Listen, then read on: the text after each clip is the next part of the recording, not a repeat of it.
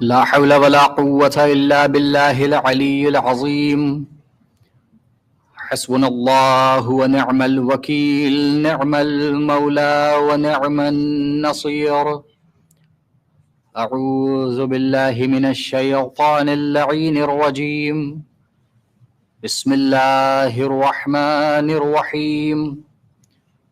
الحمد لله الذي دل على ذاته بذاته، والذي خلق المشية ثم خلق الأشياء بها، والصلاة والسلام على أشرف الأنبياء والمرسلين، الملقب بالطه والمكنى بأبي القاسم محمد.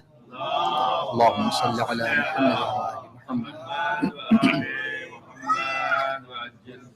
وعلى أهل بيته الطيبين الطاهرين المعصومين المنتجبين المنتخبين المظلومين، الذين ذهب الله عنهم الرجس وطهرهم تطهيرا. اللهم صل على محمد وآل محمد. واللعنة الدائمة الباقية على أعدائهم أجمعين من الآن إلى قيام يوم الدين. أما بعد، فقد قال الله تعالى في القرآن الكريم: بسم الله الرحمن الرحيم. ونفس وما سواها فألهمها فجورها وتقواها. صدق الله العلي العظيم. صلوات بر محمد وآل محمد. اللهم صل على محمد.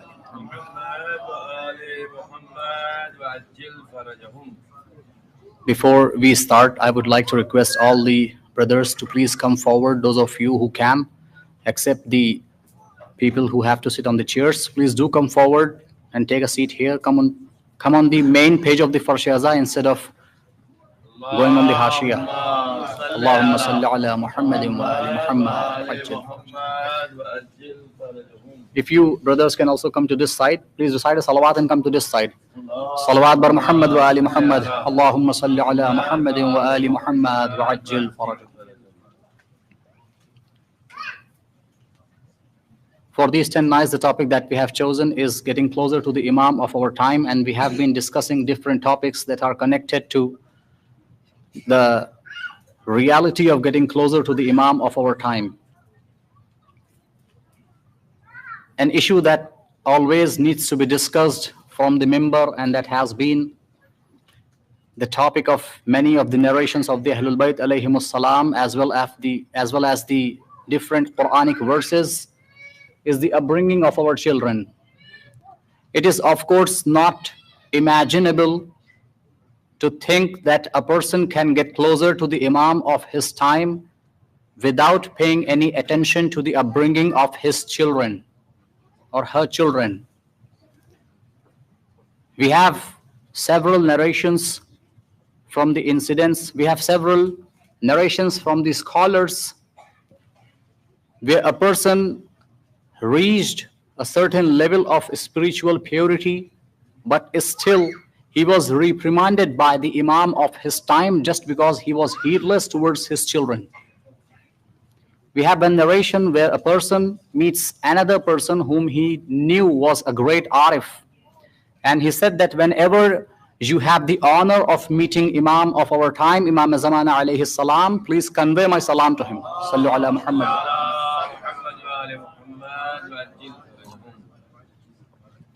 This person, of course, you know that we have so many incidents where scholars got the honor of meeting the Imam of their time, even though at that time they did not know. But some of the scholars, they had this opportunity. So this person says that Fulan and Fulan, such a scholar, such an alim, has conveyed his salam to you. And that alim, even though he was a great scholar, he felt he was quite close to the Imam of his time. He used to do all the things, prayers and fasting and reciting Quran and reciting Zarat Ashura and whatnot. But he was not good towards his children. A day while he was sleeping in his house, he was trying to sleep after the lunchtime, and he was trying to take a power nap. and he had a very important task. That's why he was trying to sleep, so that once he refreshes himself, he will go for his work. And his kids started playing and they started making noise, and then he woke up and he started scolding his kids. I cannot sleep for a moment in my house. What kind of devils have I have in my house? Such was the way he was talking to his kids. And this is the same person who said to his friend Maulana to convey his salam to the Imam of his time, and the Imam replies saying that I do not accept the salam of a person who does not have enough manners to know how he has to talk to his children. So of course, it's a very important topic that we need to discuss from the mimbar. And also, if we would like to get closer to the Imam of our time, we have to worry and take care of our children. There are a few things that I would like to mention here tonight in front of you. The first thing is that children are our eternal investment. We have so many investments in our life, but none of these investments can be called as an eternal investment. You invest, for example, in banks, in mutual funds, you invest in the stock market, you invest there, you invest here. But the eternal investment that you can have in this life, and when I say eternal, that means this investment is going to be there forever in this life as well as in the hereafter. That eternal investment are your kids. If you invest, and if we, it's not only about you, it's also about me. It's about all of us. If we invest in our kids, in their upbringing, this is going to be an eternal investment. And I have already mentioned in front of you the narrations where people who have left this world, when they are in barzakh, if they have left a good child behind in this world, and they recite Fatiha for them, or if they do something good, the sawab of the reward of this act of their children also reaches them in barzakh. So this is an eternal investment. Rasulullah sallallahu alayhi wa alihi wa sallam has said, Allahumma salli ala Muhammadin wa ali Muhammad. Inna likulli shajaratin samaratan wa samaratul qalbil walad. For every tree there is a fruit, and the fruit of a father's heart is his son. Now it's in a general sense, of course, the daughters are also included here, but the children that we have are actually a gift from Allah, and they are the fruit of our heart. Prophet has himself said this, that for every tree there is a fruit, and the fruit of our hearts are our children. So we need to take care of their upbringing. So there are a few points that I would like to mention here in front of you, because we need to make sure that we know this. These children are not our personal property. These are the belongings of God entrusted to us, and we have to take care of them. If tomorrow we would like that when the Imam of our time, Imam Zamana alayhi salam, Allahumma salli ala Muhammadin wa ali Muhammad, when he comes to this world, we ourselves and our children and our progeny is also included among the soldiers of the Imam Zaman, among his helpers. We have to make sure that this child, which has been given to us by Allah, and it is Allah's property entrusted to us, we need to make sure that we provide an environment to our children, and we do such upbringing that they are able to become the soldiers of the Imam of their time. Sallu ala Muhammad wa ali Muhammad.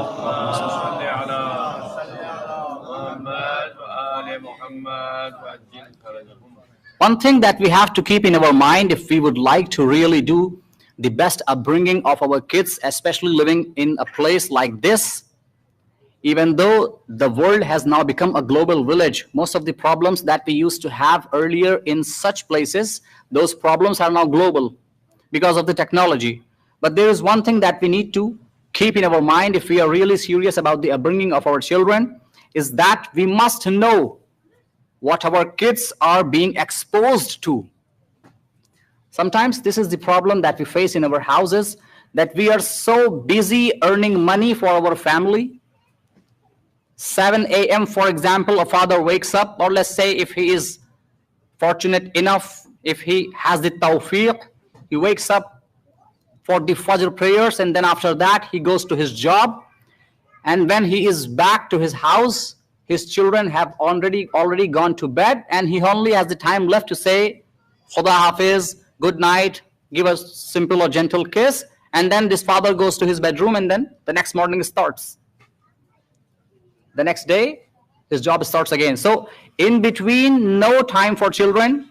And then if you have no time, and if we have no time for our kids, then what can we say about upbringing? And what can we discuss, and what can we think about their upbringing? So one thing we need to make sure is that we are not giving away our children, even though they are in front of our eyes, living in the house within which we live. We need to make sure that we are not giving away our kids into the hands of the enemies. How is that possible? It is possible in this manner, that we do not know to which thing our kids are being exposed to. The different screen sizes that we have in our houses. We have the mobile phones. I now see, and I visit different families and their houses. A kid of like 5 or 6 years old is given, for example, not only a mobile phone, but a complete tablet. Go and have Sallu ala Muhammad wa ali Muhammad. Allahumma salli ala Muhammad wa ali Muhammad. Take this tablet or take this mobile phone so that you leave us doing what we want to do, so that you do not disturb us. And now we do not know to what content our kids are being exposed to. Whatever they are watching on the mobile phone, whatever they are watching on the tablet, whatever they are watching on the television, we do not know. The cartoons they are watching, we are not aware of. The advertisements between those cartoons, for example, if they are watching a channel on TV, or if there is some advertisements between the videos on YouTube, we do not know what advertisements they are watching, what cartoons they are watching. And we are just busy in our own tasks, thinking that we have given the mobile phone or a tablet to our kids so that he remains there doing what he wants to do, and we are left alone without any disturbance so that we can carry out our tasks. If you are really interested in carrying out your tasks, you must know, and we must know, that the biggest task and the biggest responsibility that we have is the upbringing of these children.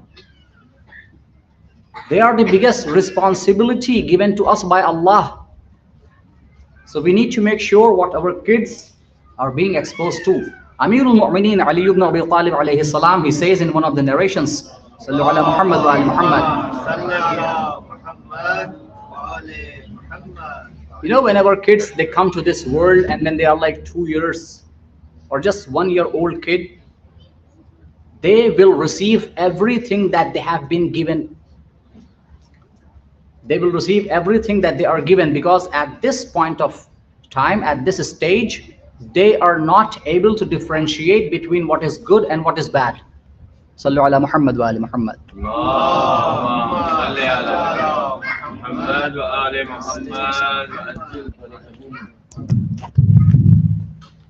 हमारे दिगर बुलंद सलावत.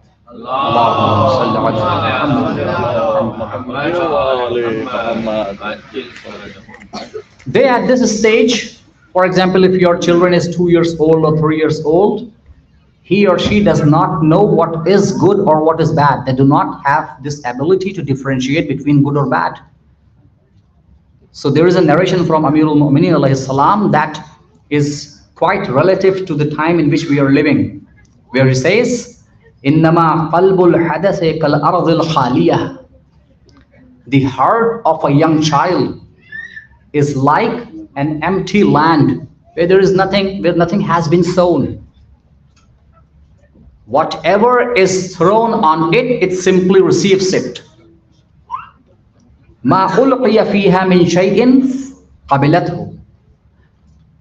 Just like an empty land, if you go and if you sow some seeds there, the trees will come out in few days. Just like that, our kids, their hearts are like that empty piece of land. If we do not attend to our kids, if we do not take care of their upbringing, if we leave them with the different size screens so that we are left undisturbed, then the enemy is of course going to hijack their minds. The enemy is going to rule on their hearts. And then after 10 or 15 years or 20 years, people come to, for example, a Maulana, and they say, oh Maulana, this is my 20-year-old son, he never listens to me, can you please do something? It is M for Maulana, it is not M for magician.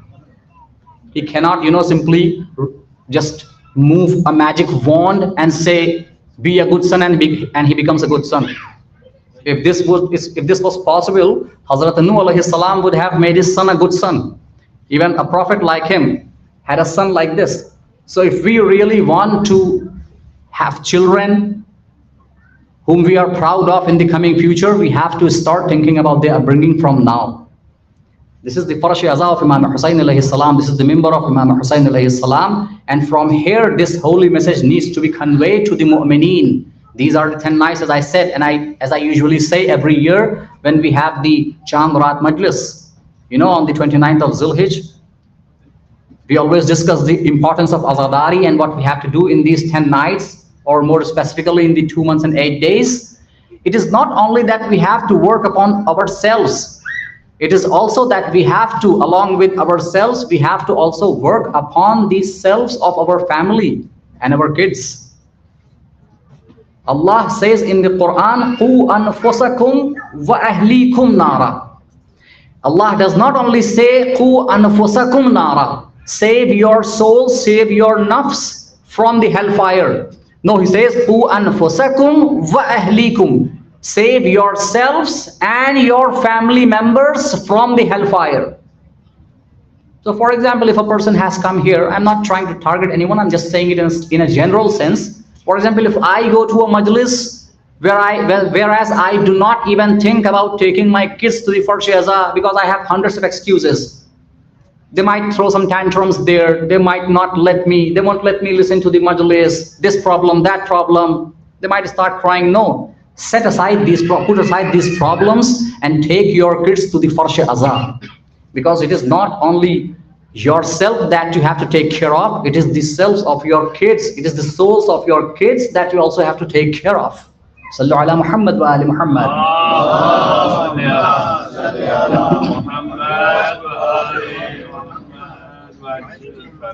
Therefore, putting an end to this point, I would like to request all the believers sitting here, especially those who are parents, please take into consideration and please make sure that you know what your kids are being exposed to.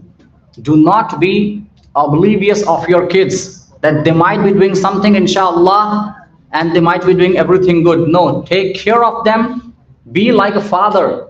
Be always vigilant. Always be informed what your kids are doing. Always be a barrier for them by standing between them and the evil world. Do not let evil take place in their hearts, because tomorrow, when you will be worried about their upbringing, you will not be able to do anything. Sallu ala Muhammad wa ali Muhammad.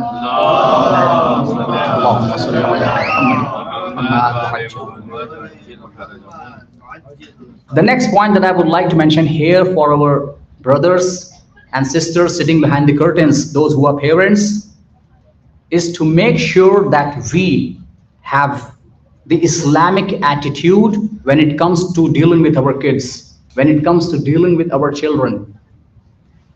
The hint that I would like to give you here, the tip that I would like to give you here is that always try to be a friendly parent instead of an authoritative parent, Just because you are a father doesn't mean you need to become the Hitler of your family. Whatever I say has to happen, and you are not even ready to listen to what the wife or the kids have to say. What I say is the final word. Don't be a Hitler in your family. Be the best friend of your kids. The Ahlebait alayhimus salam have suggested few things regarding this. Rasulullah sallallahu alayhi wa sallam, he says, Sallu ala Muhammad.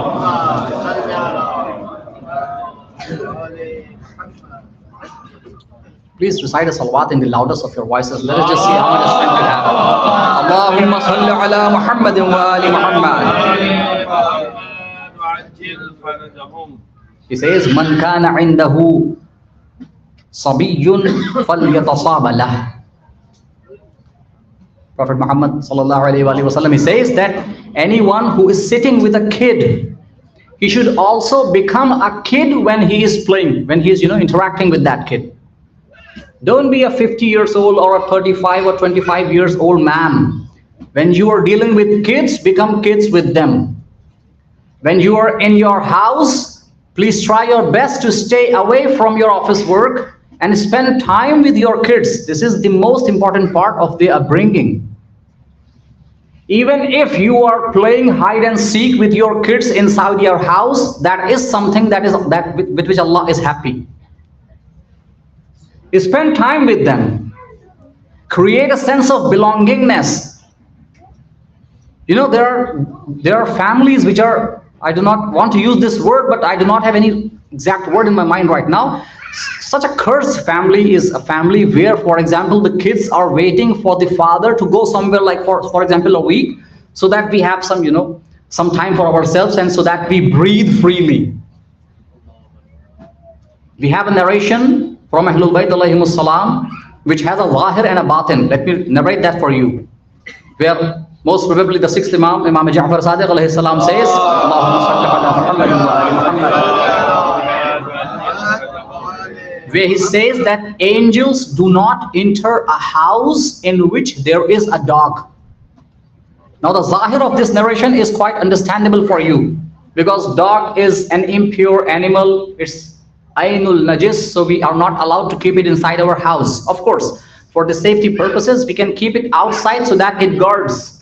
At night, for example, not to shun away any intruder or to not let someone come in, whatever. But we are not allowed to let a dog come inside our house and stay with us like our kids are staying with us. Some people do not know this and they then fall into the trap of this. But the batin of the hadith is also there. Agha Khomeini says in one of his books that the batin of this hadith is that a person who continuously keeps shouting over his wife, over his kids, and he is never happy for simple things, he becomes angry. Such a person is like a dog in his house, and if there is such a person who is like a dog inside his house, angels won't come. The angels of mercy won't come to your house. Always shouting on the kids, always angry with the wife. Sometimes there is no salt in the food. You are ready to burn the whole house. Your anger knows no bounds. Don't be like such a person. Be a friend of your kids, so that whenever you are leaving for somewhere, for example, like 2 or 3 days, a week, your kids, they long for your return. And they ask you, oh Baba, when are you going to come back? We are going to miss you. When are they going to miss you? Of course, when they know that from tomorrow, for example, our dad is not going to be here with us telling us stories of Ahlebait alayhimus salam, for example, or for example, our dad is not going to be with us to play, for example, hide and seek, or even if if it is about Australia, go and sit with your son, for example, a 10-year-old son, ask him, bring your remote control, let me just also play FIFA or NFS or whatever games are there. Why? The goal is not to play FIFA or cricket or whatever game is there. I'm not sure of so many games. I only play FIFA sometimes. But the intention and your goal is to spend time with your kids so that you create a sense of belongingness. Why do we need to create this sense of belongingness? So because of this sense of belongingness and the love that they have for you, when you will ask them not to do something, out of your love, they will stop themselves from not doing something, They will not go to a place where you have asked them not to go.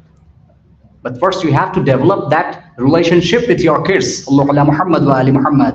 Allahumma salli ala Muhammad wa ali Muhammad. We sometimes have to talk less and listen more. If you would like to develop a very beautiful and a very strong relationship with our kids, we sometimes need to talk less and listen more. When our kids, they reach the age of puberty, you must have heard, you must have studied this, or you must have heard about this, that when our children reach the age of puberty, it's a very difficult time for them. Their emotions are always, raging. They want to cry over small things. They get hurt over small things. At that time, if we also start showing our anger, we are going to, spoil, we are going to totally deteriorate their personality. What is needed and what the psychologists also say in their speeches and in their books is that for such a child, it is best to sit with them and give them an opportunity to talk. So for those of you parents who are sitting here and you have children of age 15 or 16 or somewhere between 15 to 20, sit with them. If you think that they are not attached with you, if you think that they are more interested in their friends and going out than sitting and chatting with you, and for the mothers sitting behind the curtains, this is also for them. Sit with your daughters. I would like to narrate for you an incident that happened with me. A mother called me and she told me that her daughter is not behaving well with her, and she never listens to her, and she, for example, goes out with her friends and this and that, and she told me everything, and she was really worried about her girl. And I asked her if I can talk to her daughter, and she said, yes, you can. And she gave the mobile phone to her daughter, and I made a grave mistake. I made a blunder. Straight away, I started telling her about the importance of parents in your life and the respect you should have towards them and this and that. And after listening patiently for 3 or 4 minutes, she said, Maulana, I don't think you understand the situation I am in right now. And at that moment, it came as a shock for me. And I experienced the mistake. I accepted my mistake in front of her on the phone call, and I said, I'm really sorry. I should have given you the opportunity to first speak out your heart. And then she told me a lot of things, and instead of telling the daughter how she has to behave, I had to tell that mom how she needed to behave with her daughter. Sometimes we need to give time to our kids. And our children who are like 15 to 20 years of age, sit with me and tell me. You must have heard, and if not, then go and read. There is a problem, a psychological problem going on nowadays with the kids, with the teenagers, and with the old age person too. Everyone, people too. The unexpressed anger. And most of the time it happens with kids. Because we as a father or a mother, we want them to listen to us without any ifs and buts. We only want to give them orders, and we do not want to listen to them what they have to say. We never let them speak out their heart, and they become the victim of unexpressed anger, the internal anger that is accumulating within them. And they might burst out someday, and that might bring some bad news for us. So we need to give them time to speak out their heart. If your child is not behaving properly inside the house, please give some time to him to speak out his heart. Ask him to share his problem, his or her problem with you. If he or she has complained, please give him an opportunity to put forward those complaints, even if those complaints are related to you. Tell me, oh my son, sit with me and tell me the problems that you have with me. Maybe my attitude is not correct, and if you tell me, I might get an opportunity to change my attitude. Don't let ego come in between. I am a father, how can I let my son tell me what mistakes I am committing? No, don't let ego come in between. Or if you want your ego, if you want to entertain your ego here, then do not complain later that I was not able to do a proper upbringing, and then I wish if some magic happens and my kid comes on Sirat al-Mustaqim. Sallu ala Muhammad wa ali Muhammad.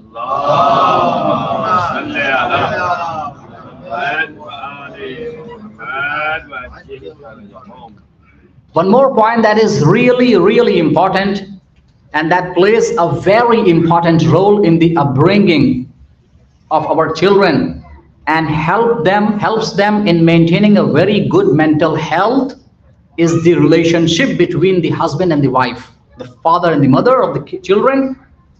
And if we, for example, talk about ourselves, like I as a husband, how is my relationship with my wife helps in the upbringing of my children. If you have, for example, some problem with your wife, who doesn't have? There might be some differences. For example, I have an opinion, my wife has a different opinion. If there is any difference of opinion, if there is any problem, if there is any anger issue, if there is any issue, because of which you are angry or your wife is angry, please try your best to keep these issues inside your rooms. If a father and a mother, if they are fighting in front of their children, then you cannot do the upbringing of your children in the way that Imam Zamana alayhi salam wants. Allahumma salli ala Muhammadin wa ali Muhammad. Try to show love. I do not have any shame in saying this, because this is what Islam teaches us. Show love to your wife in front of your children. Bring some gift for her so that your children learn that when they grow up and when they have a spouse, they also have to do the same thing. Once in a while, bring some gift for your wife, for your kids as well. When you feel happy about something about an attribute that your wife has, or whenever you are happy with your wife, hug her. Tell her the importance she plays in the family and in the house, the responsibilities that she has without any salary. When we go out for a job, we get a salary for that. The women who work the wives who work in our house, they do not even get any salary for that. And I'm not saying for the wives to go and ask their husbands about a salary from now on because the Maulana has said so, but still, they actually do not need anything in return in the monetary terms. They just need a simple hug, a simple thank you. And this is the narration of Rasulullah sallallahu alayhi wa alayhi wa sallam. Allahumma salli ala Muhammadin wa ali Muhammad.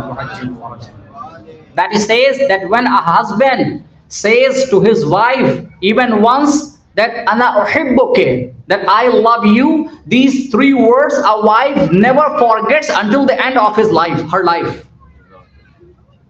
Show love to each other in front of your children, so that when this love between you, forms a cloud, and this cloud rains love on your children, just imagine what is the environment of your house.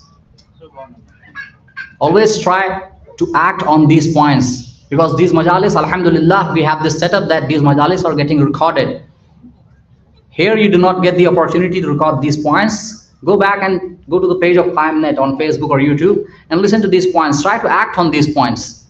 The upbringing of our children is the eternal investment that we can make, and it is the most important thing that we have to do in our lives. Today we are sitting on the Farsh Azar. You see, fathers bringing their children here on this Farsh Azar. This is a part of their upbringing, so that one day, if I am not present in this world, you do not leave this Farsh Azar of Sayyidul Shuhada. You keep coming to this Farsh Azar. This is the upbringing going on. Sallu ala Muhammad wa ali Muhammad. Allahumma salli ala Muhammad wa ali Muhammad.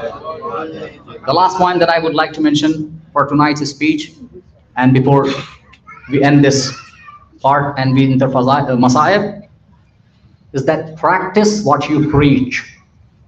The children are very sensitive.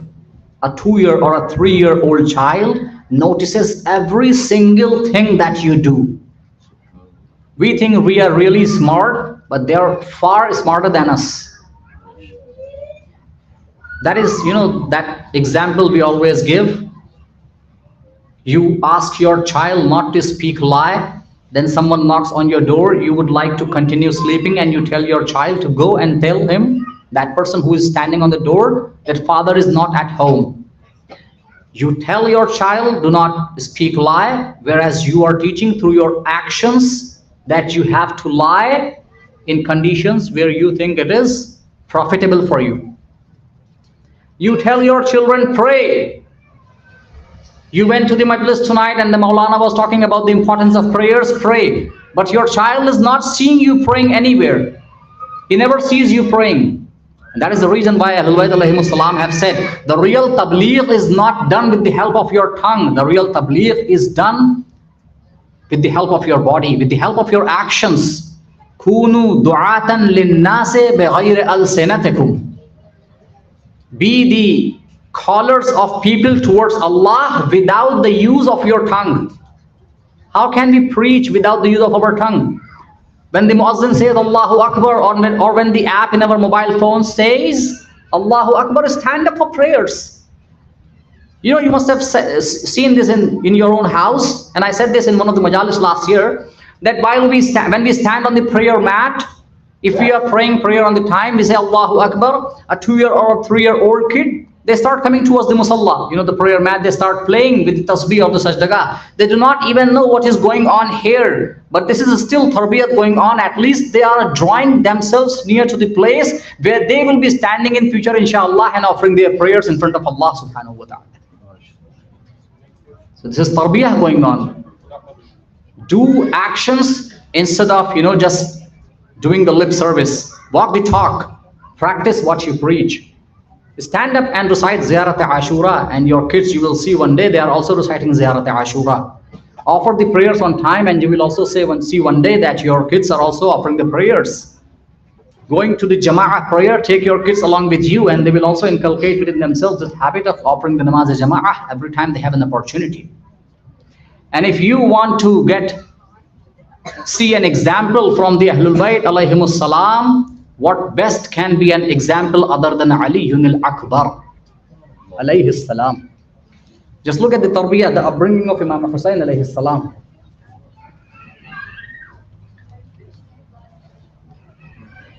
We see in the narrations, when we read the Maqtal, the books written on Karbala, we see that Imam Hussain alayhi salam, wherever he is, Janab Ali Akbar is standing beside him. And just look at some of the words of Janab Ali Akbar alayhi salam. We have in narrations that this army of Imam Hussain alayhi salam, this caravan is marching towards Karbala. And Imam Hussain alayhi salam, for a few minutes, he has a nap, sitting on the horse, sitting on the Zuljanah. And when he wakes up, he says, Inna lillahi wa inna ilayhi raji'un. Janab Ali Akbar alayhi salam asked his father, "Oh father, why did you say this kalima istirja', inna lillahi wa inna ilayhi raji'un?" Imam Hussain alayhi salam says that while I went into sleep, I heard someone saying from my behind, on my back, that these people are going forward, death is coming behind them. Now listen to what Ali Akbar alayhi salam says. He says, "Oh father, are we not on haqq? Alasna ala al-haqq?" Imam Hussain alayhi salam says, in this entire world, if there is anyone on haqq, it is us. And now we have this statement from Ali al-Akbar where he says, "Oh father, if we are on haqq, then I do not worry if we go and fall upon death, or if death comes and fall upon us." This is the status of Ali Akbar alayhi salam. This is the upbringing of Imam Hussain alayhi salam. He is giving us a lesson. You, of course, cannot do the upbringing in a way that a child of you becomes Ali al-Akbar. He has his status. No one can reach there. But at least try your best to do the upbringing in your own limits, so that you have an example like Ali al-Akbar alayhi salam. Yes, my dear brothers and sisters, tonight is the night when we remember the sacrifice of Ali al-Akbar on the plains of Karbala. I would like to recite only a few narrations in front of you, because you will be listening to the Masaib in detail, and this English majlis is especially for the kids sitting here, especially those who do not understand any language other than English. On the day of Ashura, everyone was destined to go to the Maqtal and fight and sacrifice his life for Imam Hussain alayhi salam. A time comes when Ali al-Akbar comes to Imam Hussain alayhi salam and he says, "Oh father, please give me permission to go to the battlefield." Imam Hussain alayhi salam, the heart of a father, the psychologists say that an old man, the happiest moment in the life of an old man is when he sees his young son walking in front of him. And this is Ali al-Akbar we are talking about, who is the Shabih of Rasulullah. He looked exactly like Rasulullah sallallahu alayhi wa sallam. People used to come from far off lands to see Ali al-Akbar so that they have the ziyarah of Rasulullah. I was listening to a scholar who narrated this from one of the Imams, that a person came to Imam Hussain alayhi salam. Now this is before Karbala. He comes to Imam Hussein alayhi salam and says, Ya Hussein, I would like to do the ziyarah of Prophet. So can you please call Aliul Akbar so that I see him? Imam Hussein calls Ali Akbar. He is standing behind Imam Hussein alayhi salam. Now this person is looking at the face of Ali Akbar and he is happy that he is actually looking at the face of Prophet sallallahu alaihi wasallam. And then he says to Imam Hussein alayhi salam, Ya Hussein, I know that you are a very merciful person. Can you please pray to Allah that He also gives me a son like Ali Akbar? Imam Hussein says, of course, I will pray for you, but tell me one thing. What will happen? Tell me one thing. What will happen if something happens to your son? He says that if anything happens to my son, I will not be able to tolerate it. I will not be able to remain alive if anything happens to my son. Imam asks, what will happen if, for example, a thorn pricks one of the feet of your son? He says, I will not let even a thorn prick one of the feet of my son. Imam Hussein then says, you know, there will come a time when this son of mine, Ali Akbar, because Imam Hussein asked him, what will you do if your son asks you something? He said, whatever my son asks, I will do it for him. I will give it to him. I will provide it for him. Now Imam Hussein alayhi salam says, listen to this, the children sitting here and the youth, and you will cry. Imam Hussein says that this son of mine, Aliyun al-Akbar, a day will come when I will be in the land of Karbala. This Akbar will come to me and ask for a single drop of water. A father like Hussein will not be able to give water to Akbar. And you say, if a thorn pricks one of the feet of your son, you will not be able to bear the pain. A day will come in Karbala when not a thorn, when a spear will tear apart the chest of my Akbar. He will call me for help and I will not be able to help him. Ajrukum ala Allah, ajrukum ala Allah. Whenever you have to cry over Hussein, cry with the loudest of your voices. Do not be ashamed. Everyone sitting here would like to cry on Hussein. Fatima al-Zahra has come with a piece of cloth so that you give to her these tears. These are an ointment for the Hussein alayhi salam. On the day of Ashura, Akbar comes to Hussein and says, oh father, give me permission to go to battlefield. Hussein does not want to say to Ali Akbar, and he does not want to allow Ali Akbar to go to battlefield. So he says, go and ask your aunt Zainab, because she did your upbringing. We have in narrations that Akbar goes to the tent of Janab Zainab. Zainab is present there along with other women of the family of Imam Hussein alayhi salam. I was just reading a narration before the majlis. Then even though there was so much sound of the trumpets that the people in the army of Yazid were beating, there was so much sound coming from the animals. Even though there was so much sound coming from the Yazid's army, still when the women started crying when Akbar was leaving the tent, the sound of their cry was more than the sound coming from Yazid's army. We have in narrations that Akbar came out of the tent of Zainab, but he was again called inside the tent. Someone was holding again and again, you know, the bottom part of Akbar's shirt. Who was this who was holding this daman of Akbar's shirt? This was a 4-year-old daughter, Sakina, a girl named Sakina. Sakina was holding the shirt of Akbar. Oh my brother Akbar, I have been seeing from the morning, anyone who has gone to the battlefield has not come back. Sakina does not want to lose a brother like Akbar. Ajrukum ala Allah, ajrukum ala Allah, ajrukum ala Allah. Yes, Sakina is again and again holding the shirt of Akbar as she does not want Akbar to leave. Just 2 more minutes and the Masa'ib comes to its end. Now Akbar comes to Imam Hussein alayhi salam. He asks Imam that I have taken permission from my aunt Zainab. please allow me, Father, to go to the battlefield. Hussein says, Marhaba. Oh, my son, please go to the battlefield.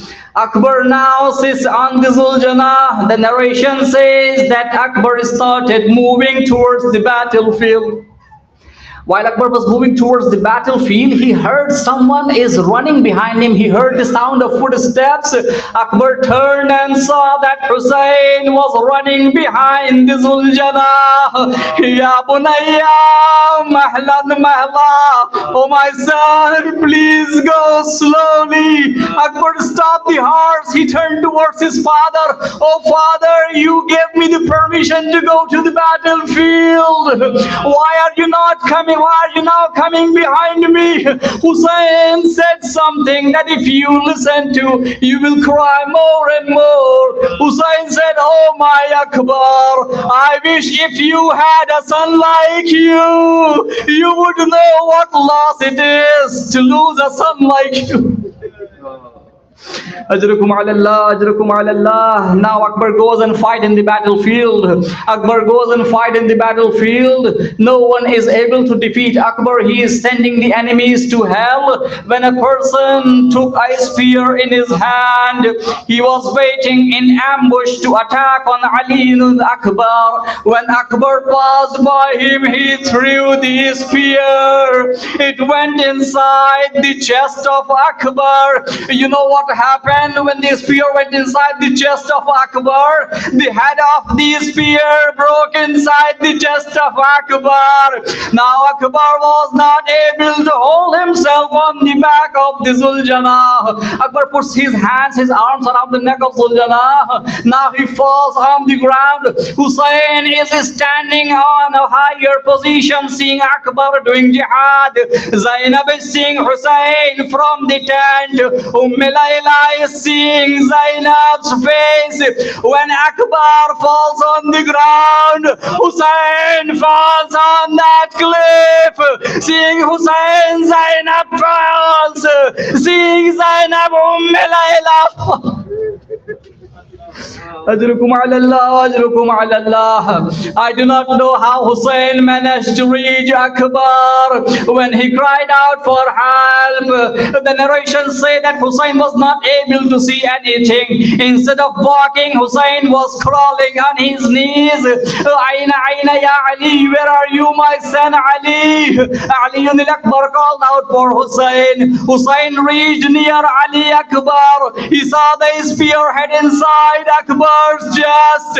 Hussein took out that spearhead. Blood started gushing out from Akbar's chest. Now the narrations say that Akbar's soul left this world.